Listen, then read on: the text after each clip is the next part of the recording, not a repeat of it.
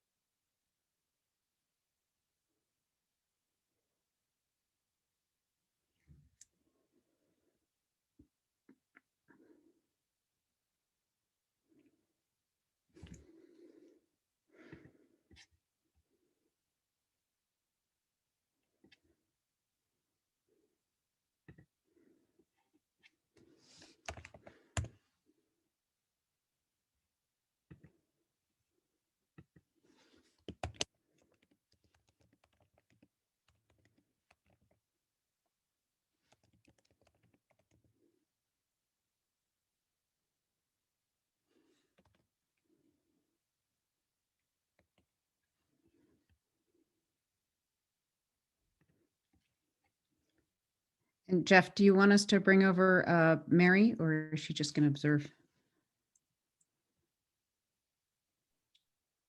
You could bring her over if you want. That's fine. It's totally up to Mary.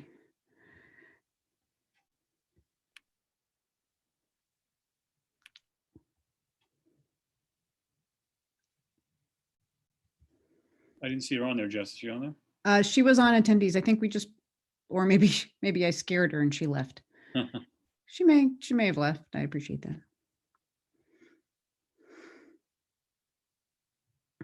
that. So I did actually just text Tim to see if he's on his way in or if he's stuck. He was in the SCL meeting Oh, okay. just before this.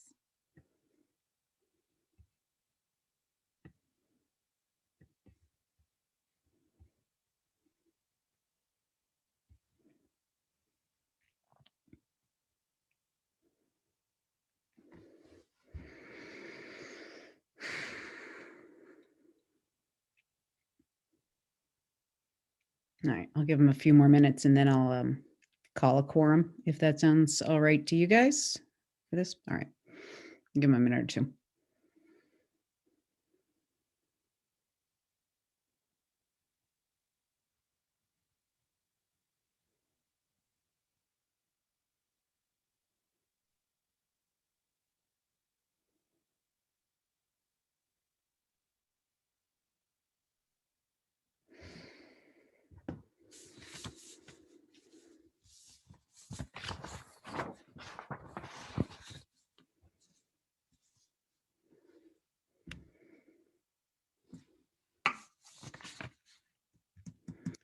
Okay, since I don't have a reply from Tim, and I suspect that he is probably running from one meeting to another, what I'm going to do now is call to order this January 12th, 2021 regular session of the Medfield School Committee with a quorum, beginning with a roll call. So Leo Brehm?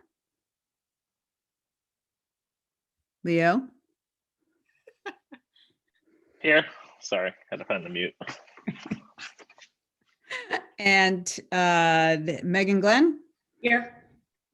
Anime O'Shea Brooke? Here. Jessica Reilly here. And then, and if you see Tim trying to get in, if you want to bring him over, I suspect he'll probably be here. Thanks, appreciate it. Okay, this meeting has one agenda item. At the end of this regular session today, we will move to executive session and we will not return. And if any member of the community intends to record this meeting for public distribution, if you could now please use the raise your hand function of the Zoom for permission. And the district is also recording the meeting as well. So I'll give you a minute or so, or minute figuratively. I think we can toggle that pretty quickly. Okay, lacking that, what I'm going to do now is simply hand this over to Dr. Marsden for the Student Opportunity Plan approval. We will take public comment at the end of the discussion and before the vote to approve or not, depending on what the committee's decision is. Okay, so thanks, Dr. Marsden. Thank you, Madam Chair. So as we talked about at our last meeting, the Student Opportunity Act was passed in order to give additional funding to school districts. As a requirement of that, DESE has required a long form and a short form of a plan in order to receive those funds. Now, we have been told, as I said last Thursday night, that we're not sure those funds will be accessed or will be available to us. However, Medfield is on the short form of the plan because we're only scheduled to get about $76,000. So once you hit the $1 million mark, you went to the long form. So that wasn't many of the cities in the state are in the long form, but like most municipalities of our size, we are in the short form. So we had to look at make 4 commitments as part of this plan. One was to focus on student subgroups, which student subgroups require the focus support. The second commitment was to use evidence-based programs to close achievement gaps. The third commitment was to monitor success with outcome metrics and targets.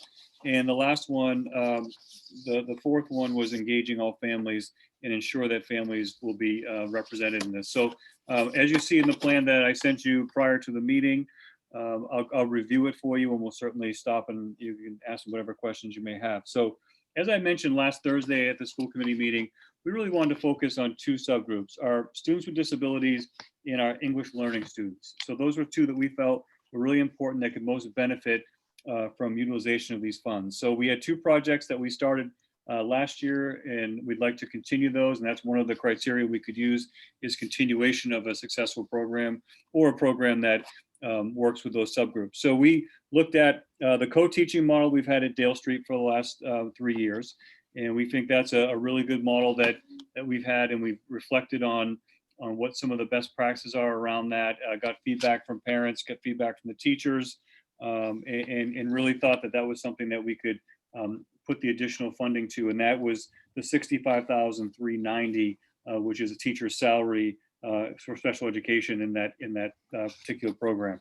So that was something that we were pleased about and wanted to support that. So even if we don't get the SOA funds, this particular project is already embedded into our FY22 budget that you'll see again on the 28th. So whether or not those funds take place, we'll still have this program in our district next year. The other program was really an expansion of what we tried this past year.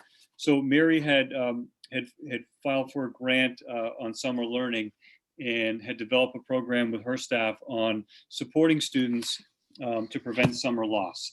So we're looking at students in the elementary and secondary level that were at risk based on being out of school in the remote that we had from March on. And we targeted those students to bring them in and make sure that they had additional support in a remote setting. So they did 30 minutes of math and 30 minutes of ELA if they were an elementary student, and secondary students did 1 hour of ELA and 1 hour of math per week. So that was something that we felt was a good little, we called it a boot camp for kids to make sure that they keep focused on learning over the summer. And we've all seen the research around summer loss. We wanted to make sure that that was something that we could provide for our kids. We want to expand that this year. So we want to involve more children in that program and expand it to our English learning students and provide some of their staff members to hop on board and support this. We're not sure right now, based on what everything is, what's going on with the virus. Our intent is to do this in person. That's what we'd like to do. We did it remotely last year, but try to make sure that that's an in-person model for us for the summer. So that was a much smaller amount out of the 76,000. It was a $10,000 amount. So $8,000 to pay teachers to lead those sessions and to support teachers in that project. And then because we're planning for an in-person model, we wanted to allocate $2,000 for supplies and materials. So unlike the first project that we discussed with the co-teaching, this is not in our budget for FY22. So this would depend on getting the funding from the state, either through SOA or if they release an additional summer learning grant, or if we get additional stimulus money, which we've been promised, we'd be able to allocate some of that money. We think that $10,000 would be something that we feel I think, a priority for our kids over the summer. And if we projected, I think last Thursday night, we told you about 192,000 in this latest stimulus, that we could allocate some of that money to provide this program for our kids. So I think it's an important program for us. We got great feedback from parents, which you'll see in the plan, some of the feedback that parents gave us in the survey. And I think that's, a worthwhile endeavor, and see where it goes. I mean, I remember many, many years ago as a principal doing this every single summer. And we started out with, at that time, it was a Title I program. And we started out supporting those children, and then really expanded it into a much bigger program in the summer to support kids. So I think that's where we're headed to. The larger the program, the better for us, and try to provide any supports that kids need over the summer. So we did identify some metrics that we'd be using. And part of the SOA is you have to identify not just local metrics, but DESE metrics as well. So in the plan, we looked at progress made by students toward attaining English language proficiency percentage, which was something would be a target for our EL students in the boot camp program. And then the district metrics, individual achievement toward goals and objectives for students with IEPs, and then decreased length of time for students to recoup skills lost from no instruction over the summer. This is particularly of note for those students who do not qualify for the extended year program services. So as you know, we have an extended year program we run every summer, and we really want to try to target those students that may not qualify for this. So really expand that number of students in ESY and provide those supports for them. So in terms of engaging families, we certainly will do that. And in that part, we discussed some of the feedback that we got both from parents in the co-teaching, and also parents whose children participated in the boot camp last year. So I'm happy to answer any questions. I know that was a quick overview of the plan, but being the short form, we only had to use the template that DESE gave us. It's not a huge narrative for this particular grant. Does anyone on the committee have thoughts or concerns or questions specifically about the Student Opportunity Act short-term plan and the initiatives that we're doing? I mean, I think that we're fairly well versed in at least the very first program, and obviously we want to continue it. It's been very successful. And the second one, obviously, in a year where learning has been so uneven across so many kinds of platforms and kids, obviously, if we can expand that, it's enormously important to catch our most vulnerable learners, no matter what programs they happen to be caught within right now. So I think any extra resources to widen that safety net that we're going to need is better. So, and it's even though we may not get this money, it's important to think creatively about how we can figure out creative opportunities to be able to help our kids, kind of rise up as we move into kind of the better normal from here. So, Right. Jeff, how many kids were in it last year or last summer? The summer, Yeah. I think we had 18 kids. I could double check with Mary, but I think that's 18 total. mhm. Okay. And so expanding it, how many are you guys hoping? I suppose it depends on grant Yeah, I money. mean, it just depends on interest too, if parents want to participate in the program, but we want to really target with this money our EL students that, may have some summer loss like everyone else, and really try to give them the jump start they need going into the fall. So, that could be anywhere from 10 to 15 additional students. I think sometimes when we talk about our students, people don't appreciate kind of the range of EL students that we do have in the district, and that EL covers many a whole range of experiences and language development. So I always like to hear programs in which we're helping support kids Mhm. and their families with that. I have a question. Is the program sort of one in which the teacher will flag a student and kind of invite them into the program? Or is it purely you seek it out and sign up for it? It will be through student services. Okay. Yeah, student services will definitely identify who they feel will benefit the most from the program, reach out to the parents, and then parents have the option to either participate or not.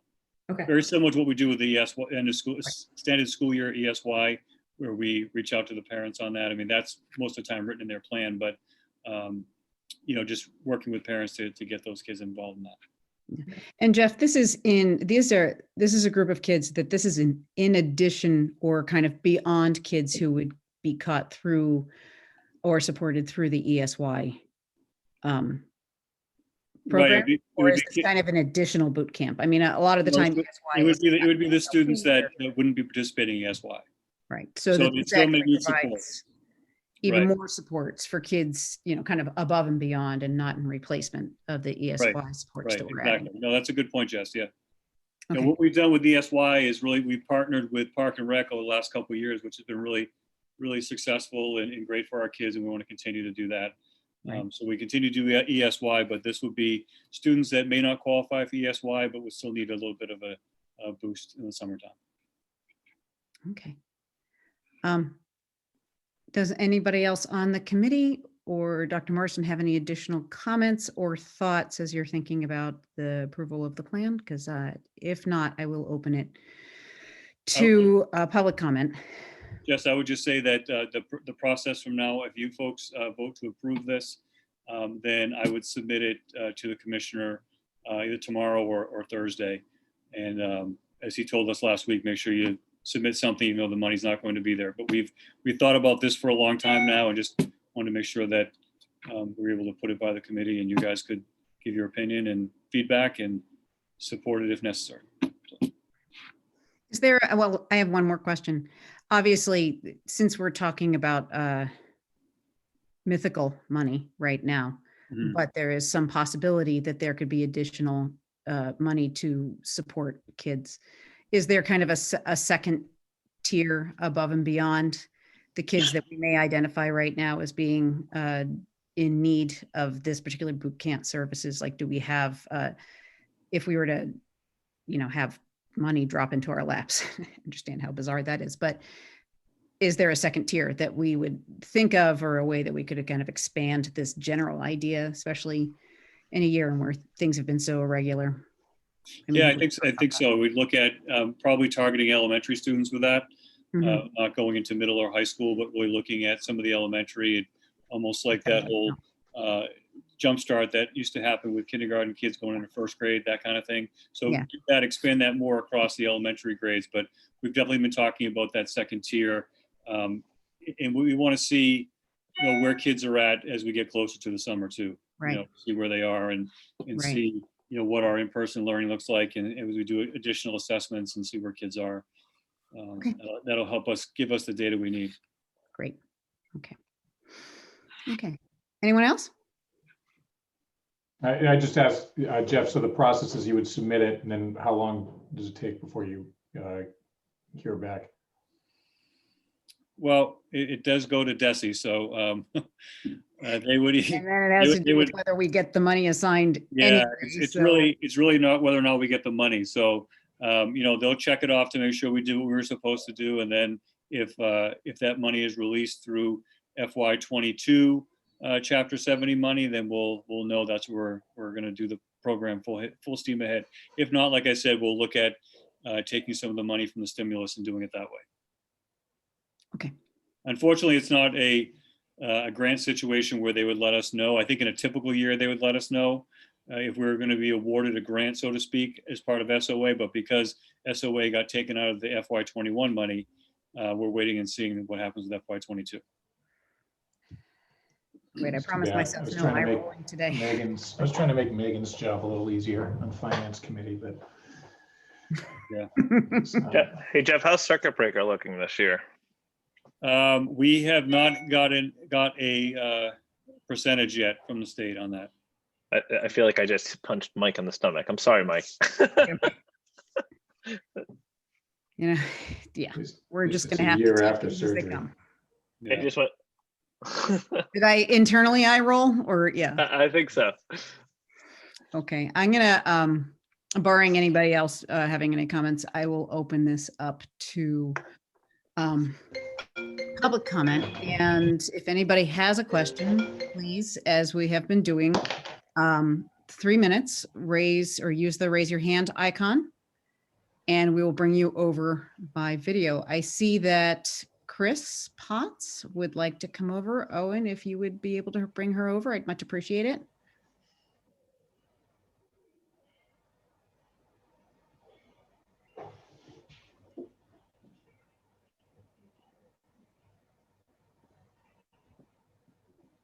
You're almost there, Chris? Yep, I'm almost there. All right. Oops. All right. How's everybody doing? Very well, thanks, Chris. Good. So, I've been following the Student Opportunities Act for a while, and I know that everything got sidelined because of the pandemic. But I'm looking at the DESE short form for the various commitments and certifications, and it specifies here that a certification is required with regarding to engaging stakeholders as specified by the law. Quote, each plan must be developed by the superintendent in consultation with the school committee and shall consider input and recommendations from parents, guardians, and other relevant community stakeholders, including special education and English learner, parent advisory councils, school improvement councils, and educators in the district. I also know that the plan is required to be posted on the website as well. So, I think that it's just a little concerning that at the last school committee meeting, this wasn't even a topic on the agenda for any kind of discussion or public input. I have not seen this, the Student Opportunities Act, on a school committee agenda for any public discussion at all. I have not seen it on a CPAC notice, meeting notice for any kind of discussion with the special education community. It seems like any kind of input seems to be pretty limited. And the examples that DESE provides on the short form are a lot more rich in terms of recommendations that it provides for public input, including focus groups. It actually specifies CPAC discussion as an idea, community organization outreach. And so I just was just concerned that there wasn't enough, wasn't sufficient public outreach, and even more so, that the school committee itself really didn't have a role in any kind of consultation role, that it's really just looking at this tonight, and asked to vote on it without having any kind of rich discussion about the various target groups that should be served by the Student Opportunities Act. That's it. Okay, thank you, Chris. Would there be anybody else? Any other comments? No? Okay. Given that, if the committee feels as though they would be ready to bring this to a vote, I would ask, do we have a motion to accept the Student Opportunity Act plan as presented by Dr. Marsden to the committee? Do I have a motion? So moved. All right, and do I have a second?